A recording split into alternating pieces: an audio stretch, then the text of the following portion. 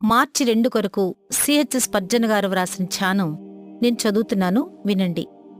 నీవైతే ధర్మము చేయనప్పుడు నీ ధర్మము రహస్యముగా ఉండి నిమిత్తము నీ కుడి చెయ్యి చేయునది నీ ఎడమ చేతికి తెలియక ఉండవలెను. అట్లయితే రహస్యమందు చూచు నీ తండ్రి నీకు ప్రతిఫలమిచ్చును. మత్తయి సువార్త 6వ అధ్యాయం 3-4 వచనములు. మనుష్యులు తమను చూచి పొగడాలనే ఉద్దేశంతో అందరూ చూస్తుండగా ధర్మకార్యాలు చేసేవారికి ఏ వాగ్దానం ఇవ్వబడలేదు. వారు కోరిన ప్రతిఫలం వారికి వచ్చేసింది కాబట్టి రెండోసారి ప్రతిఫలం కావాలని వారు ఎదురుచూడలేరు. మనం చేసే ధర్మాన్ని గుట్టుగా ఉంచుదాం. అవును, ఎంత గుట్టుగా అంటే అది మన జ్ఞాపకాల నుండి కొట్టివేయటం ద్వారా మనకు కూడా తెలియనంత గుట్టుగా చేద్దాం.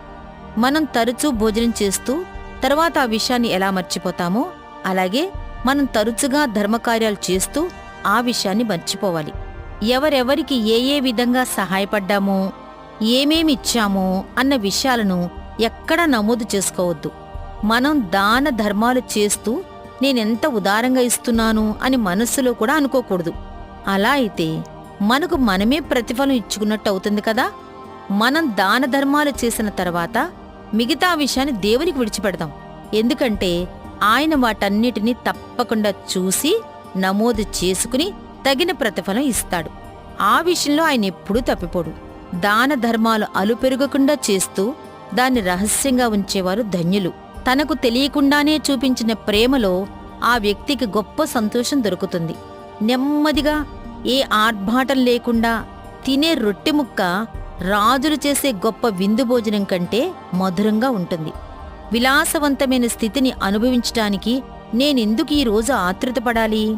నా ప్రాణానికి మధురమైన విందును నా రహస్య దాతృత్వంలోనే సంపాదించుకొనివ్వండి.